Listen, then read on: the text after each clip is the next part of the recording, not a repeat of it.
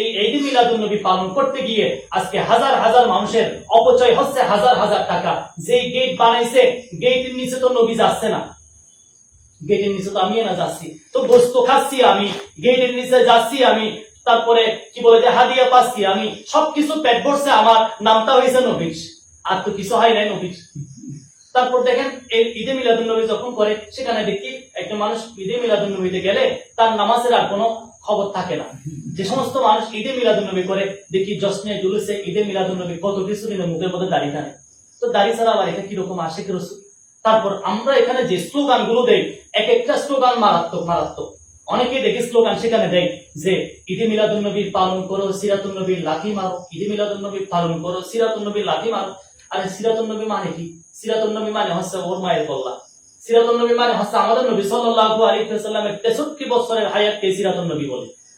নবী আলাইহিস সালামের কোরআনকে সিরাতুন নবী বলে, নবী আলাইহিস সালামের নামাজকে সিরাতুন নবী বলে, নবী আলাইহিস সালামের যাকাতকে সিরাতুন নবী বলে, নবী আলাইহিস সালামের সব কিছুকে সিরাতুন নবী বলে।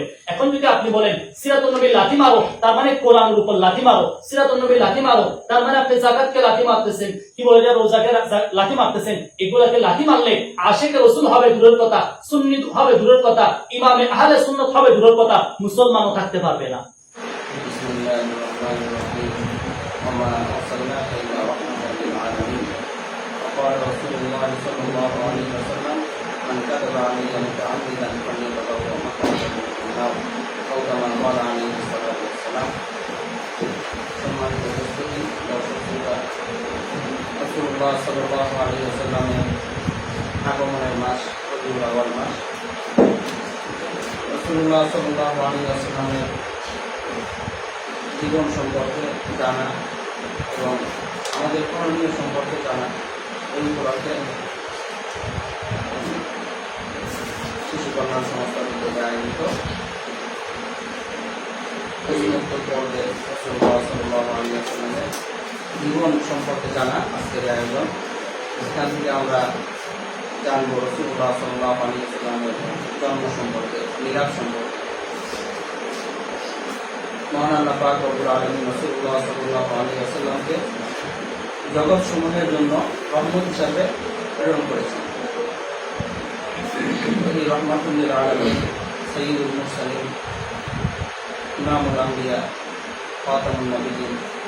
রাসূলুল্লাহ সাল্লাল্লাহু আলাইহি ওয়াসাল্লামের জন্ম সম্পর্কে, মিলাদ সম্পর্কে আমরা আজকে জানবো ইনশাআল্লাহ। আমাদেরকে মিলাদ সম্পর্কে পরিপূর্ণ প্রশ্নগুলো প্রশ্ন উত্তর দিলেন জামিয়া মিলিয়া আলিয়ার সম্মানিত মুদারিস হযরত মাওলানা মুফতি নাকিবুল ইসলাম সাহেব। আমরা হযরতের কাছে মিলাদ সম্পর্কে, রাসূলুল্লাহ সাল্লাল্লাহু আলাইহি ওয়াসাল্লামের মিলাদ সম্পর্কে গুরুত্বপূর্ণ কিছু প্রশ্ন সম্পর্কে জানব।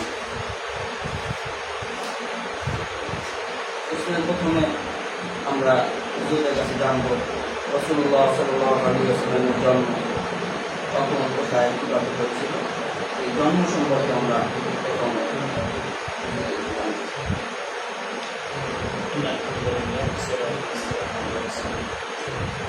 أما بعد فأعوذ بالله من الشيطان الرجيم. بسم الله الرحمن الرحيم.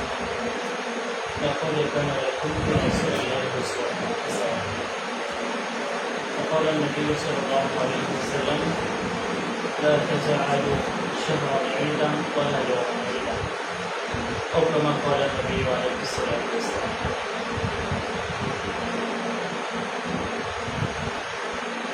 ইসলামী শিশু কল্যাণ সংস্থার উদ্যোগে আজকের এই প্রশ্নটি করব।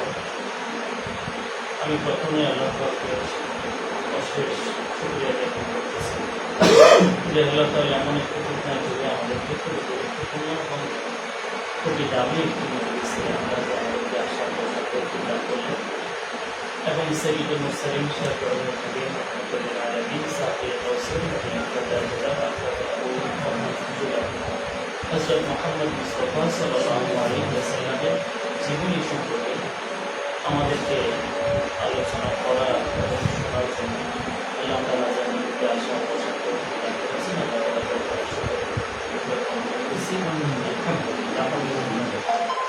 এবং যারা আজকে আয়োজন করেছেন আমি তাদের শুকরিয়া জ্ঞাপন করতেছি। বিশেষভাবে আমাদের এই আজকে যুব সমাজ যেভাবে অধঃপতনে নিমজ্জিত, সেই মুহূর্তে আজকে আমাদের যুবক ভাইয়েরা তারা যে খুবই সুন্দর একটা গুরুত্বপূর্ণ ভূমিকা পালন করেছে, এর জন্য আমি আমার যুবক ভাইদেরকে কৃতজ্ঞতা জ্ঞাপন করতেছি। এবং আমি আপনাদেরকে উৎসাহ প্রদান করতেছি, ইনশাআল্লাহ আপনারা প্রতি মাসে এইভাবে উদ্যোগ করবেন, ইনশাআল্লাহ ভালো দিন। জনাব মুফতি সাআদ আহমদ সাহেব খুবই গুরুত্বপূর্ণ একটি প্রশ্ন করেছেন। মহানবী সাল্লাল্লাহু আলাইহি ওয়াসাল্লাম কখন এবং কোথায় জন্মগ্রহণ করেছেন? মহানবী সাল্লাল্লাহু আলাইহি ওয়াসাল্লাম হযরত ঈসা আলাইহিস সালামের জন্মের 570 বছর পর, যে বছর আসহাবে ফিলের ঘটনা ঘটেছিল, অর্থাৎ কাবা বাইতুল্লাহকে ভাঙার জন্য হাতি বাহিনী যে বছর হামলা করেছিল, সেই বছর 571 হিজরিতে 20 এপ্রিল অর্থাৎ এপ্রিলের 20 তারিখে সহিহ কৌল অনুপাতে রবিউল আউয়াল মাসের 8 তারিখে সুবহ সাদেকের সময় আব্দুল মুত্তালিবের ছেলে আব্দুল্লাহর ঘরে আমিনার কোলে আল্লাহ পাক রব্বুল আলামিন হযরত মুহাম্মদ সাল্লাল্লাহু আলাইহি ওয়াসাল্লামকে প্রেরণ করেছিলেন।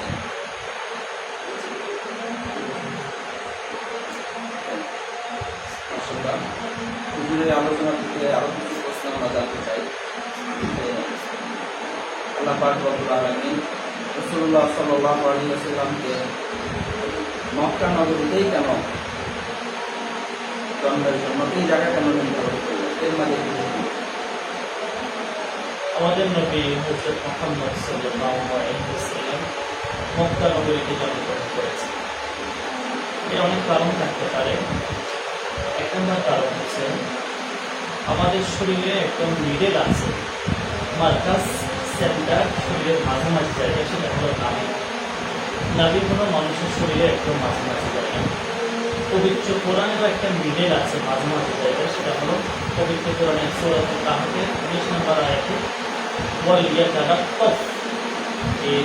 এই শব্দটা হচ্ছে কোরআনের একদম মিডল মাঝামাঝি জায়গা। তো সারা দুনিয়ার মাঝামাঝি জায়গা হলো মক্কা নগরী। এটা হলো পৃথিবীর মার্কাজ, পৃথিবীর একদম মিডল, পৃথিবীর মাঝামাঝি জায়গা।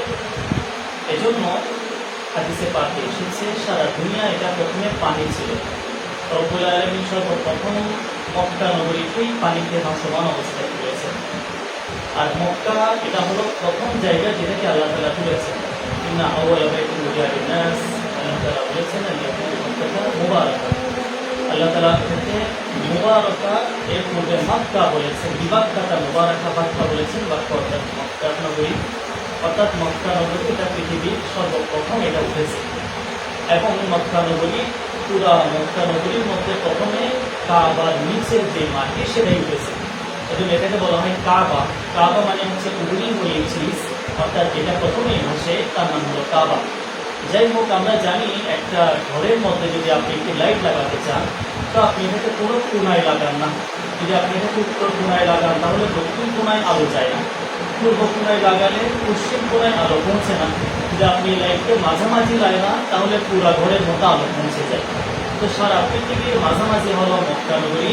আল্লাহ তাআলা সেই মক্কা নগরীতে নবুয়তের সূর্য, নবুয়তের চন্দ্র, নবুয়তের চেরাগ মুহাম্মদ রাসূলুল্লাহ সাল্লাল্লাহু আলাইহি ওয়াসাল্লামকে মক্কা নগরীতে আল্লাহ তাআলা প্রেরণ করে ওনার সেই নবুয়তের আলোকে সারা বিশ্বে প্রচারের ব্যবস্থা করে দিয়েছেন। সেজন্যই আল্লাহ তাআলা আমাদের নবীকে মক্কা নগরীতে প্রেরণ করেছেন। মক্কা নগরীর প্রেরণ করার বিষয়ে জানলাম। রাসূলুল্লাহ সাল্লাল্লাহু আলাইহি ওয়াসাল্লামের জন্ম সুবহ সাদেকের সময় কেন, এর মাঝে কি মত, এই বিষয়ে যদি আমাদের জানান। জি মাশাআল্লাহ, খুবই গুরুত্বপূর্ণ প্রশ্ন যে নবী আলাইহিস সালামের জন্মটা সুবহ সাদেকের সময় কেন হয়েছে। এটা দিনও হতে পারতো অথবা রাতের বেলায়ও হতে পারতো, সুবহ সাদেকের সময় কেন হলো? আসলে দিন এবং রাত প্রত্যেকটা সময় চাই তাহার কোলে যেন নবী আলাইহিস সালাম আসে। দিন আল্লাহ তাআলার কাছে দরখাস্ত করেছে, দিন বলে আল্লাহ মহানবী সাল্লাল্লাহু আলাইহি ওয়াসাল্লামকে আমার কোলেই দিন, আমি মহানবী সাল্লাল্লাহু আলাইহি ওয়াসাল্লামকে বহন করতে চাই। অর্থাৎ দিনে যেন নবী সাল্লাল্লাহু আলাইহি ওয়াসাল্লাম জন্মগ্রহণ করে আপনি সেই ব্যবস্থা করে দিন। তো রাতও বলতেছে আল্লাহ মহানবী সাল্লাল্লাহু আলাইহি ওয়াসাল্লামকে আমার কোলে দিন, আমি বহন করব, আমি কোলে নিব। তো আল্লাহ তাআলা চিন্তা করলেন দিনে দিলে রাত নারাজ হয়ে যাবে, রাতে দিলে দিন নারাজ হয়ে যাবে। তো এমন একটা সময় আল্লাহ তাআলা আমাদের নবীকে পাঠালেন যে সময়টা দিনও নয় রাতও নয়, বরং রাতের শেষ দিনের শুরুতে। এমন ভাবে আল্লাহ তাআলা আমাদের নবীকে পাঠালেন যাতে করে দিন এবং রাত উভয়ের অধিকার যেন আদায় হয়। সেজন্য আল্লাহ তাআলা আমাদের নবীকে সুবে সাদিকে দিয়েছেন। তাছাড়া মুহাদ্দিস উলামায়ে কেরাম আরো অনেক হিকমত লিখেছেন যে সুবে সাদিকের এই সময়টা এমন একটি সময়, খুবই সুন্দর একটি পরিস্থিতি। এটা হলো জান্নাতি সময়। এটা তেমন কোনো দিনের আলো নেই, তেমন কোনো রাতের আধারও নেই। আলো আধার দুইটা একটি ভাব। এই অবস্থার মধ্যে আল্লাহ তাআলা আমাদের নবীকে প্রেরণ করেছেন। অর্থাৎ নবী আলাইহিস সালামের সিরত এটা মানতে কারো কোনো কষ্ট হবে না। নবী আলাইহিস সালামের জীবন ইতিহাসের উপর চলা কারো কোনো কষ্ট হবে না। কারণ আল্লাহ তাআলা আমাদের নবীকে জীবন শুরুতেই এমন অবস্থায় ওনাকে পাঠিয়েছে, তখন দিনের কি বলে যে আপনার সূর্যের তাপও নাই, রাতের আবার আধারও নেই। সেরকম সময় আল্লাহ তাআলা আমাদের নবী সাল্লাল্লাহু আলাইহি ওয়াসাল্লামকে প্রেরণ করেছেন। ইনশাআল্লাহ রাসূলুল্লাহ সাল্লাল্লাহু আলাইহি ওয়াসাল্লাম মক্কা নগরীতে জন্মগ্রহণ করেন সুবে সাদিকের সময়। মক্কা নগরীতে যখন রাসূলুল্লাহ সাল্লাল্লাহু আলাইহি ওয়াসাল্লাম জন্মগ্রহণ করেন, আমরা জানি রাসূলুল্লাহ সাল্লাল্লাহু আলাইহি ওয়াসাল্লাম কুরাইশ বংশে জন্মগ্রহণ করেন। তখন তো মক্কা নগরীতে আরো কিছু বংশ ছিল। এই কুরাইশ বংশের আল্লাহ তাআলা নবীকে পাঠানোর কি গুরুত্ব সম্পর্কে আমাদের একটু জানাই। মাশাআল্লাহ, একটি গুরুত্বপূর্ণ প্রশ্ন যে কুরাইশে আল্লাহ তাআলা আমাদের নবীকে কেন পাঠালেন। এর কয়েকটি কারণ হতে পারে। এক নম্বর কারণ হলো, আমরা জানি ইব্রাহিম আলাইহিস সালামের দুইজন স্ত্রী ছিল, একজন হলো হাজারা আর একজন হলো সারা। এর ভিতরে যদিও বা সারা উনি হলো প্রথম স্ত্রী, এরপরে হাজারা একটি লম্বা ঘটনা আছে, আল্লাহ তাআলা ওনাকে ব্যবস্থা করে দিয়েছে, কিন্তু সারার গর্ভে কোনো সন্তান আসেনি। সর্বপ্রথমে হাজারা আলাইহিস সালাম ওনার গর্ভে সন্তান এসেছে। তখন ইসমাইল হযরত ইব্রাহিম আলাইহিস সালামের বয়স ছিল 86 বছর। 86 বছর বয়সে হাজারার গর্ভ হতে ওনার এক সন্তান হয়েছে, তার নাম হলো ইসমাইল আলাইহিস সালাম। এর আরো 14 বছর পর যখন ইব্রাহিম আলাইহিস সালামের বয়স হয়েছে 100 বছর, তখন ওনার দ্বিতীয় সন্তান জন্মগ্রহণ করেছে। সারার গর্ভে নাম ছিল ইসহাক আলাইহিস সালাম। তো আল্লাহ তাআলা ইসহাকের বংশে সমস্ত নবী পাঠিয়েছে। একদম ঈসা আলাইহিস সালাম পর্যন্ত সমস্ত নবী ইসহাকের বংশ হতেই দুনিয়াতে এসেছে। ইসমাইলের বংশে কোনো নবী আসেনি।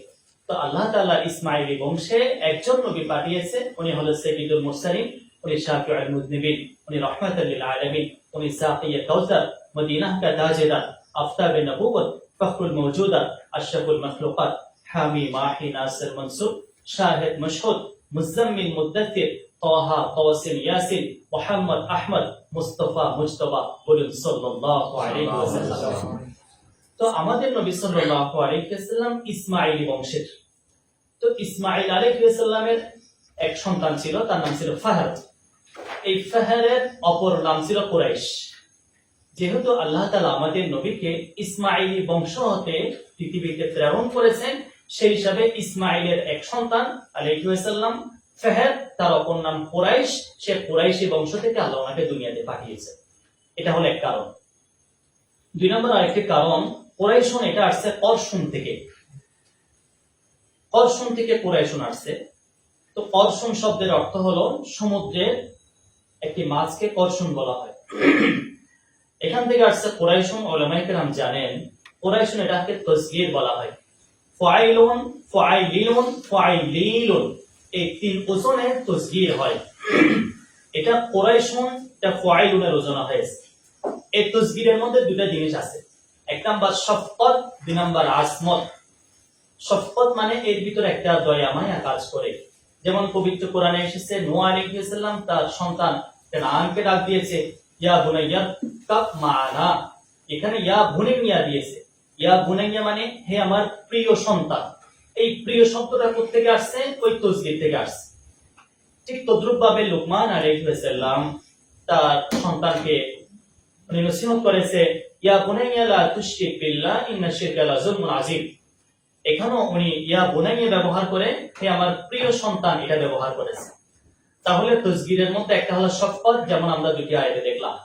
তসগিরের আরেকটি অর্থ আছে, সেটা হলো আজমত, অর্থাৎ বড় বুঝাই।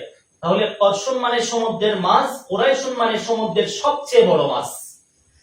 এখান থেকে বোঝা গেল যেহেতু কুরাইশুন এটা মাছের রাজা বা মাছের মধ্যে সবচেয়ে বড় মাছ, আর কুরাইশ মানে হলো গোত্রের রাজা, গোত্রের মধ্যে সবচেয়ে বড় গোত্র। আর সারা বিশ্বের বাদশাহ সাইয়্যিদুল মুরসালিন, উনি যেহেতু সবচেয়ে বড় মহামানব, এই জন্য আল্লাহ তাআলা ওনাকে সবচেয়ে বড় গোত্র কুরাইশ গোত্রের মধ্যে পাঠিয়েছে। এভাবে এক হাদিসের মধ্যে আসছে, নবী আলাইহিস সালাম বলেন, আল্লাহ তাআলা আমাকে বেশ কয়েকবার বাছাই করেছে। আল্লাহ তাআলা পৃথিবীর সমস্ত আরব আর অনারব থেকে, অনারব এবং আরব থেকে আল্লাহ তাআলা আরবকে বাছাই করেছে। কারণ আরব এটা আল্লাহ তাআলার কাছে বেশি প্রিয়। কোরআনে কারীম আরবি ভাষায়, জান্নাতের ভাষা আরবি, কবরে ভাষা চলবে আরবি। এজন্য আল্লাহ তাআলা আমাদের নবীকে আরবি ভাষায় পাঠিয়েছে। আরবের মধ্যে আবার আল্লাহ তাআলা আব্দে মুনাফকে আরব থেকে আল্লাহ বাছাই করেছে। আব্দে মুনাফ থেকে আল্লাহ তাআলা আবার আব্দুল মুত্তালিবকে বাছাই, এই বনি হাশিমকে আল্লাহ বাছাই করেছে। বনি হাশিম থেকে আল্লাহ তাআলা আবার আব্দুল মুত্তালিবকে বাছাই করেছে।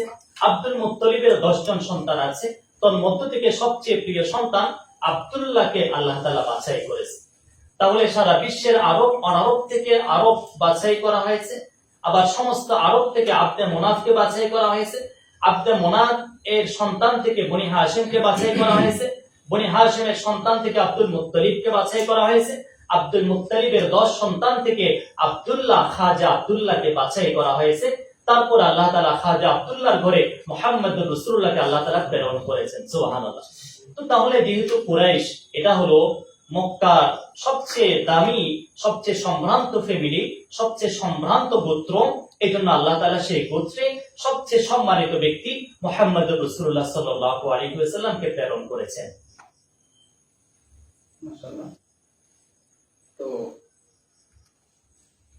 আল্লাহ তাআলা রাসূলুল্লাহ সাল্লাল্লাহু আলাইহি ওয়াসাল্লামকে আদর, মুহাব্বত, ভালোবাসা, আজমত, সম্মান সবগুলো বংশের মাধ্যমে দিলেন, কুরাইশ বংশের মাধ্যমে। তো এখানে একটা জানার বিষয় থাকে, এই বংশের সাথে যদি পিতা মাতার স্নেহ ও ভালোবাসা থাকে, তার জন্য এটা আরো বেশি কল্যাণকর হয়। তো আমরা জানি আমাদেরকে আল্লাহ তাআলা যে নবী দিয়েছেন, এতিম নবী। তো এই নবী এতিম হওয়ার দ্বারা, পিতা না থাকার, পিতার স্নেহ থেকে দূরে রাখার দ্বারা কি হিকমত এখানে আল্লাহ তাআলা?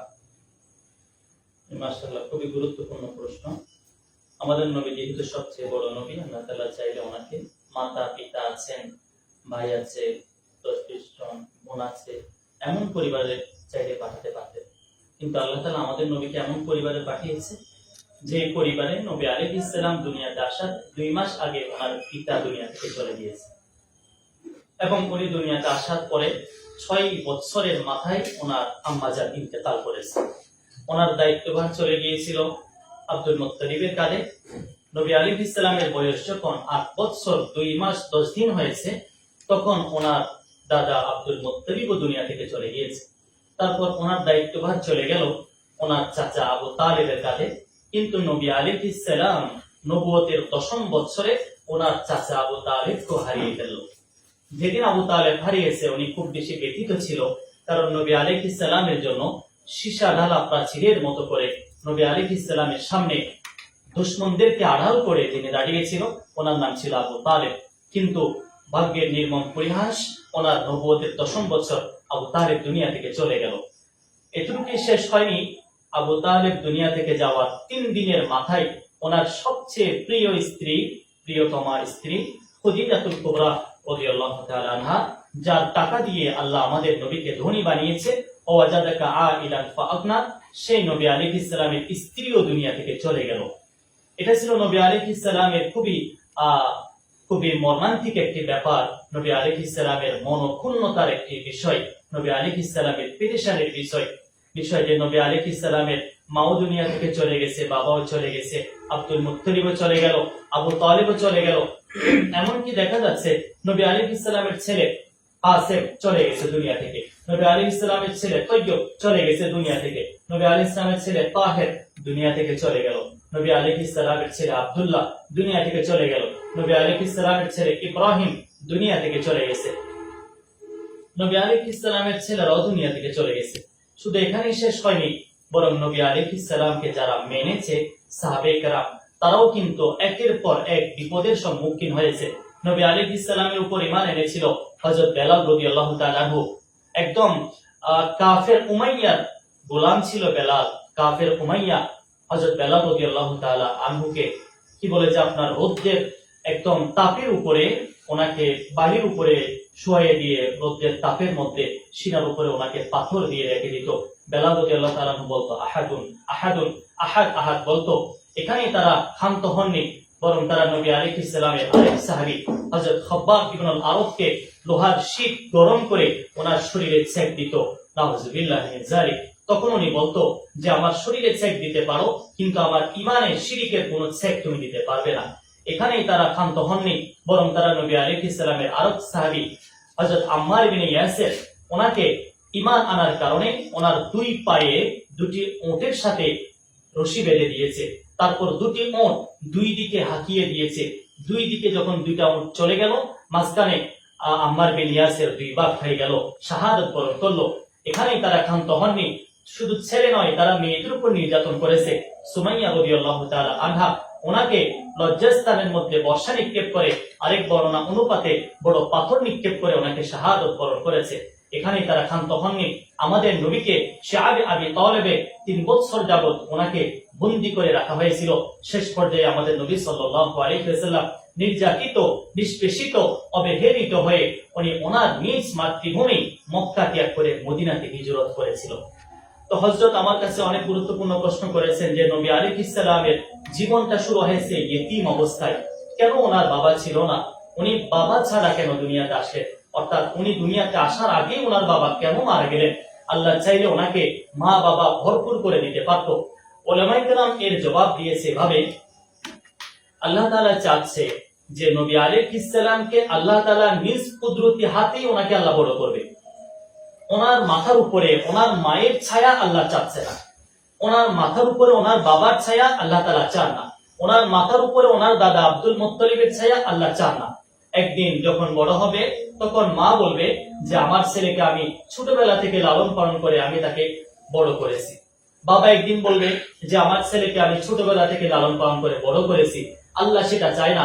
আল্লাহ চাই আল্লাহর প্রিয় হাবিব, আল্লাহর প্রিয় মাহবুব এর কেউ না থাকুক, মা না থাকুক, বাবা না থাকুক, কি বলে যে তার দাদা না থাকুক, তার চাচাও না থাকুক, আল্লাহ তাআলা নিজ কুদরতিতে তাহার হাবিবকে লালন পালন করবে। সেজন্যই আল্লাহ তাআলা আমাদের নবীর মাথা থেকে বাবার ইহসান, নবীর মাথা থেকে মায়ের ইহসানকে আল্লাহ তাআলা দূরে সরিয়ে নিজের কুদরতি হাতের ইহসানকে আল্লাহ তাআলা পিছিয়ে দিয়েছে। এজন্য হাদিসে পাকে এসেছে কোন কোন কিতাবে যে এক সময় আমেনা অর্থাৎ নবী আলাইহিস সালামের মা, উনি মনক্ষুণ্ণ হয়ে কাঁদতেছিল। তো জিজ্ঞেস করলো কি ব্যাপার আমেনা, কেন কাঁদো তুমি? তখন উনি বললেন যে হাই, আজকে যদি আমার স্বামী থাকতো, আমার ছেলের বাবা থাকতো, তাহলে আজকে আমার ছেলেকে কত না খেলনা এনে দিত, বিভিন্ন খেলনা পুতুল এনে দিত। আজকে আমার স্বামী নাই, আমার ছেলের বাবা নাই, তাকে আজকে কেউ খেলনা এনে দেয় না। তো আল্লাহ তাআলা জিবরিলের মাধ্যমে আমেনা রাদিয়াল্লাহু তাআলার সাথে কথা বলতেছেন। আল্লাহ তাআলা বলেন, আরে আমেনা, তোমার যদি স্বামী থাকতো তাহলে তোমার ছেলের জন্য কি এনে দিত? খেলনা পুতুল এনে দিত, মাটির ঘোড়া এনে দিত। আরে আমার দিকে তাকাও না, আমি তো আল্লাহ তাআলা তোমার ছেলের জন্য ওই চাঁদকে খেলনা বানিয়ে দিয়েছি। আব্বাস রাদিয়াল্লাহু তাআলা আনহু বলেন, আরে মুহাম্মদ, তুমি যখন ছোট ছিলে তখন আমি বুঝতে পেরেছিলাম যে তুমি একটা কিছু হবে। চাচা যান কিভাবে বুঝলেন কিভাবে কিছু একটা হব? আমি তখন ছোট ছিলাম, মায়ের কোলে ছিলাম। তখন উনি বললেন যে দেখো ভাতিজা, যখন তুমি ছোট ছিলে তখন আমি দেখলাম আকাশ থেকে চাঁদ নিচের দিকে নামা শুরু করেছে। আমি তো ভয় পেয়ে গেলাম, নাকি কোনো চাঁদ তোমার উপর একাক করে, তোমার উপর গড়িয়ে পড়ে। দেখলাম না, চাঁদ তোমার হাতের ইশারায় এদিকে যাচ্ছে, তুমি হাত নাড়িয়ে সেদিকে করতেছো, চাঁদ তোমার হাতের সাথে সাথে সেদিকে যাচ্ছে। হাত এদিকে নাড়াও, চাঁদ সেদিকে যায়, পা এদিকে নাড়াও, চাঁদ সেদিকে যায়, আরেক পা এদিকে নাড়াও, চাঁদ সেদিকে যাচ্ছে। এটা দেখে আমি বুঝতে পেরেছি যে তুমি একটা কিছু হবে। তখন আমাদের নবী বললেন, চাচা আপনি কি জানেন চাঁদ সেদিন কি বলতেছিল? কই না তো ভাতিজা, জানি না, বলো না চাঁদ কি করতেছিল? তখন আমাদের নবী বললেন, কাআন্নাল কামারা ইউগান্নিনি, যেন এই চাঁদ আমাকে গান শোনাচ্ছে, চাঁদ আমাকে ওয়ায়ামনাউনি মিনাল বুকা, চাঁদ আমাকে বলতেছিল, মুহাম্মদ তোমাকে কান্না করতে হবে না, আমি চাঁদ তোমার সাথে খেলা করার জন্য এসেছি। সুবহানাল্লাহ। এজন্য আমাদের নবী সাল্লাল্লাহু আলাইহি ওয়াসাল্লাম হাতের আঙ্গুল এভাবে ইশারা করেছে, সাথে সাথে চাঁদ বিখণ্ডিত হয়েছে। চাঁদ বিখণ্ডিত হয়ে চাঁদ বিখণ্ডিত হয়ে এক ভাগ চলে গিয়েছে জাবালে আজু কুবাইসের মধ্যে, আরেক ভাগ পড়ে গিয়েছে জাবালে পাহাড়ের মধ্যে। সুতরাং আমাদের নবী সাল্লাল্লাহু আলাইহি ওয়াসাল্লাম উনি আল্লাহ তাআলা ওনাকে যে ইতিম অবস্থায় আল্লাহ তাআলা জন্মের ব্যবস্থা করেছে, এটা আল্লাহ তাআলা সরাসরি নিজ কুদরতে হাতের জন্য। এই জন্য আরেক হাদিসের মধ্যে আসছে, এক সময় আমেনা রাদিয়াল্লাহু তাআলা মনক্ষুণ্ণ অবস্থায় কান্না করতেছিল। কি ব্যাপার, কাঁদো কেন? বলে আজকে আমার ছেলের বাবা নেই, থাকলে তাকে হাত ধরে মেরে বাজারে নিয়ে যেত। তখন আল্লাহ তাআলা ওনাকে বলতেছিল যে আমেনা, তোমার ছেলের বাবা থাকে, তোমার ছেলেকে কোথায় নিয়ে যেত? বলে ওখানে নিয়ে যেত, ওনাকে দোকানে নিয়ে যেত।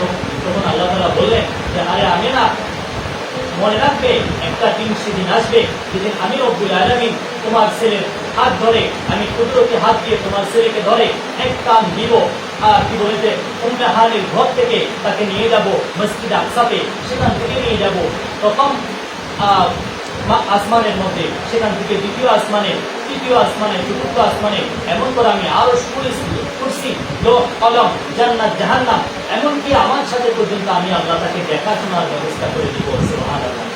এই জন্য আমাদের নবী সাল্লাল্লাহু আলাইহি ওয়াসাল্লামের মা যদি থাকতো, তাহলে মা বড় হলে বলতো যে মুহাম্মদকে আমি লালন পালন করেছি, আল্লাহ সেটা ভালো লাগে না। যদি বাবা থাকতো, তাহলে বাবা বলতো আমি লালন পালন করেছি, আল্লাহ সেটা পছন্দ করে নাই। চাচা থাকলে চাচা বলতো আমি লালন পালন করেছি, আল্লাহ পছন্দ করে নাই। দাদা থাকলে বলতো আমি লালন পালন করেছি, আল্লাহ পছন্দ করে নাই। মাও নাই, বাবাও নাই, ভাইও নাই, বোনও নাই, তার মানে কেউ নাই, যিনি আসলে হলো আল্লাহ।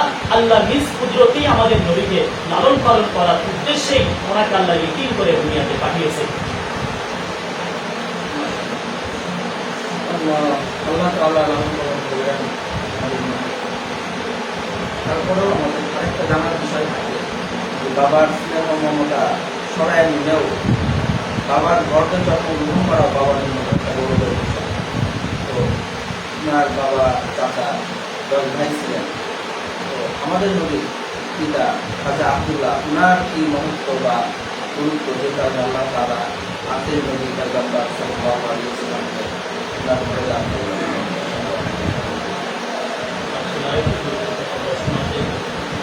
আমাদের নবী সাল্লাল্লাহু আলাইহি ওয়াসাল্লাম খাজা আব্দুল্লাহর ঘরে কেন জন্মগ্রহণ করেছেন? আব্দুল মুত্তালিবের তারও সন্তান ছিল, অন্য সন্তানের ঘরেও তিনি জন্মগ্রহণ করতে পারত, তো অন্য সন্তানের ঘরে জন্মগ্রহণ না করে আব্দুল্লাহ ঘরে কেন জন্মগ্রহণ করেছেন? তার কারণ হচ্ছে আমাদের নবী সাল্লাল্লাহু আলাইহি ওয়াসাল্লামের দাদা আব্দুল মুত্তালিব, ওনার যে 10টি সন্তান ছিল, তার মধ্য থেকে সবচেয়ে প্রিয় সন্তান ছিল আব্দুল্লাহ। এই জন্য আমাদের নবী সাল্লাল্লাহু আলাইহি ওয়াসাল্লামকে আল্লাহ তাআলা আব্দুল মুত্তালিবের প্রিয় সন্তান আব্দুল্লাহ ঘরে দুনিয়াতে পাঠিয়েছিল। এর কারণ হচ্ছে খাজা আব্দুল্লাহ উনি হলো জবিহুল্লাহ, ওদিকে ইসমাঈল আলাইহিস সালাম উনিও জবিহুল্লাহ।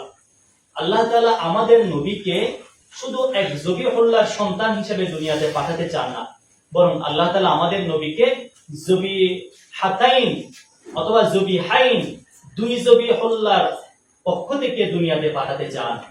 এজন্য আমাদের নবী সাল্লাল্লাহু আলাইহি ওয়াসাল্লাম ইসমাঈল বংশ থেকে দুনিয়াতে আসছে।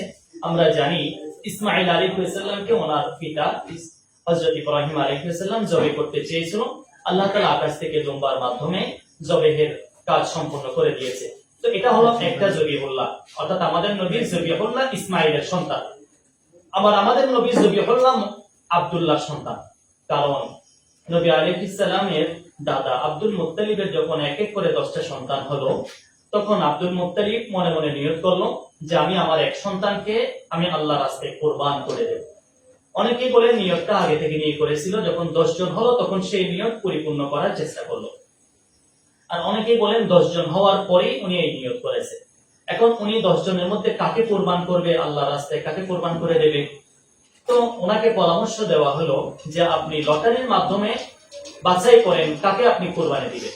উনি লটারি দিল, লটারির মধ্যে ওনার সবচেয়ে প্রিয় সন্তান আব্দুল্লাহর নাম চলে আসে। উনি বলল না, আমি তো আব্দুল্লাহকে কোরবান করব না। এখন আব্দুল্লাহকে কোরবান না করে কি করবে? লটারিতে ওনার নাম আসছে। তো আরেকজনের প্রশ্ন এই আপনার পরামর্শ দিল, একটা কাজ করুন, এক পাশে 10টা উট লিখে দিন আর এক পাশে আব্দুল্লাহ, এই দুটার মাঝখানে আপনি লটারি দিন। যদি সেখানে আব্দুল্লাহর নাম আসে, এই আপনার 10টা উটের নাম যদি না আসে, তাহলে আবার 10টা উট দিয়ে আবার লটারি দেন। যতক্ষণ পর্যন্ত উটের নাম আসবে না ততক্ষণ পর্যন্ত আপনি লটারি দিতেই থাকুন। তো 10টা উট, এদিকে আব্দুল্লাহ, দুইটা দিয়ে লটারি দিয়েছে, দেখা গেল আব্দুল্লাহ নাম আসতেছে। আবার আরো 10টা উট, 20টা উট দিয়ে আব্দুল্লাহ নাম দিয়েছে, দেখা গেল আবার আব্দুল্লাহ নাম আসে। এভাবে করতে করতে 10 বার হয়ে গেল, অর্থাৎ 10 10 100, 100 উট আর আব্দুল্লাহ, এভাবে যখন লটারি দিল তারপর 100 উট উঠে গেল। এই জন্য উনি 100 উট জবে করেছে, এর বিনিময়ে আব্দুল্লাহ, খাজা আব্দুল্লাহকে রেহাই পেয়েছে, উনি জানে বেঁচে গেল। এখান থেকে মুহাক্কিক উলামায়ে কেরাম ফিকহ ফতোয়ার একটা মাসআলা বের করেছে, সেটা হলো যদি কোনো মানুষ অপর কোনো মানুষকে না বুঝে যদি তাকে হত্যা করে দেয়, তো তাহলে তার ফিদিয়া হিসেবে 100 উট অথবা 100 উটের টাকা দিতে হবে। আজকে আমাদের দেশে অ্যাক্সিডেন্ট করলে 20,000 টাকা দিলেই মেরে ফেলছে, 20,000 টাকা দিয়ে বাস শেষ। এই জন্য দেখা যায় অ্যাক্সিডেন্ট করার পরে যদি না মরে, তাহলে গাড়ি পিছন থেকে এসে আবার ঢলে দেয় যাতে করে মরে যায়। কারণ না মরলে তো ওর পিছনে 2 লক্ষ টাকা খরচ হবে, মেরে ফেললে তো 20,000 টাকা দিয়ে বাস শেষ হয়ে যাবে। ইসলাম বলে একটা মানুষের দাম কি শুধু 20,000 টাকা নাকি? কমপক্ষে যদি তাকে না বুঝে মারে তাহলে কমপক্ষে 100 উটের টাকা, অর্থাৎ কমপক্ষে 1.5 কোটি টাকা তাকে জরিমানা দিতে হবে। তো যখন 100টা উটকে জবাই করা হলো এবং আব্দুল্লাহ উনি বেঁচে গেল, তো আমাদের নবী সাল্লাল্লাহু আলাইহি ওয়াসাল্লাম হাদিসে বলেন, আনা ইবনুদ যবিহাইন, অর্থাৎ আমি 2 যবিহুল্লাহ এর সন্তান। এক যবিহুল্লাহ হলো ইসমাঈল আর এক যবিহুল্লাহ হলো খাজা আব্দুল্লাহ। এই বিষয়টা নবী আলাইহিস সালামের জন্য অনেক গৌরবের বিষয়। আর এই গৌরবের বিষয়টা তখনই হবে যখন আমাদের নবীর জন্ম খাজা আব্দুল্লাহর ঔরসে ওনার দুনিয়াতে আগমন হবে। যদি অন্য কোন সন্তানের ঔরসে দুনিয়াতে আসে তাহলে এই ফজিলত হবে না। এজন্য আল্লাহ আমাদের নবীকে 2 যবিহুল্লাহর সন্তান বানানোর জন্য ইসমাইলি বংশে আব্দুল্লাহর ঘরে আল্লাহ দুনিয়াতে প্রেরণ করেছেন।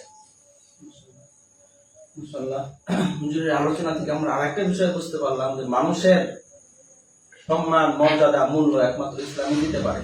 ইসলাম ছাড়া অন্য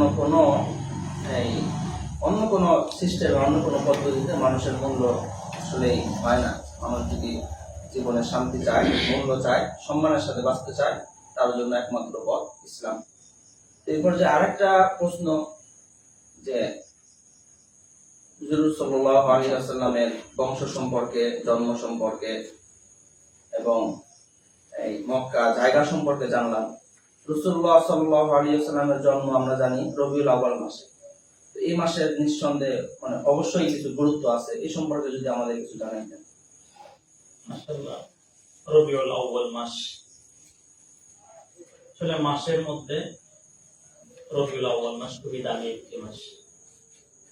মেরকাত শরহে মেশকাত মোল্লা আলী কারি রাহিমাহুল্লাহ লিখেছেন, লিহাযা আশ-শাহরি ফিল ইসলামে ফাদলুন ওয়া মুনকাবাতুন তাফুকু আলা আশ-শুহুরি রবিউন ফি রবিউন ফি রবিউন ওয়া নূরুন ফাওকা নূরিন ফাওকা নূরিন।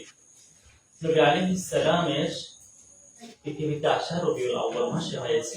আর রবিউল আউয়াল মাসের বেশ কিছু ফজিলত আছে।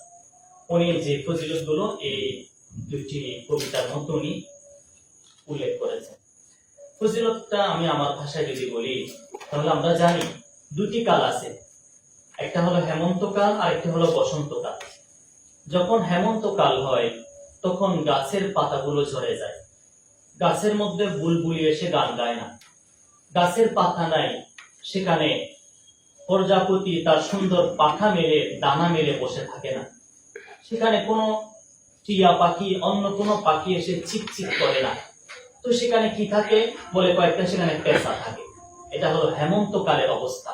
কারণ গাছে নাই ঢাল, ঢালে নাই পাতা, নাই কোনো ফুল, নাই ফল, নাই কোনো রং, নাই কোনো সুবাস, মৌমাছি আসবে কি জন্য?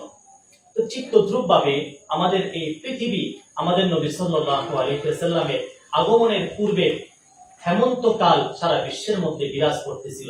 সারা বিশ্বে হেমন্তকালে যেমন গাছের মধ্যে পাতা থাকে না, বিশ্বের মধ্যে মানুষ ছিল কিন্তু মানুষত্ব জিনিসটা ছিল না। বিশ্বের মধ্যে মানুষ ছিল কিন্তু মানুষের ভিতরে মানুষত্ব, তার ভিতরে ইনসানিয়ত, তার ভিতরে ক্যারেক্টার বলতে, চরিত্র বলতে কোনো কিছুই ছিল না। অনেক সময় দেখা যায় মায়ের সাথে অপকর্ম করত, অনেক সময় দেখা যায় নিজের আপন বোনের সাথে অপকর্ম করত, নিজের আপন মেয়েটাকে তারা কবর দিয়ে মেরে ফেলতো। এই অবস্থা সারা বিশ্বের মধ্যে ছিল। যেমন ভাবে হেমন্তকালে গাছের মধ্যে কোনো পাখি থাকে না, থাকে কয়েকটা পেঁচা। পৃথিবীতেও ছিল কয়েকটা পেঁচা। এক পেঁচার নাম ছিল আবু লাহাব, আরেক পেঁচার নাম ছিল আবু জাহাল, আরেক পেঁচার নাম ছিল উতবা, আরেক পেঁচার নাম ছিল সাইবা। এভাবে বিশ্বের মধ্যে হাজার হাজার পেঁচা ছিল, মৌমাছি বলতে কিছুই ছিল না। আল্লাহ সেই মুহূর্তে হেমন্তকালকে বসন্তকালে রূপান্তর করার নিয়ত করেছে।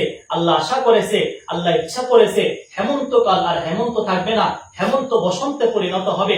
এই জন্য আল্লাহ তাআলা বসন্তের সেই উকিল মুহাম্মদুর রাসূল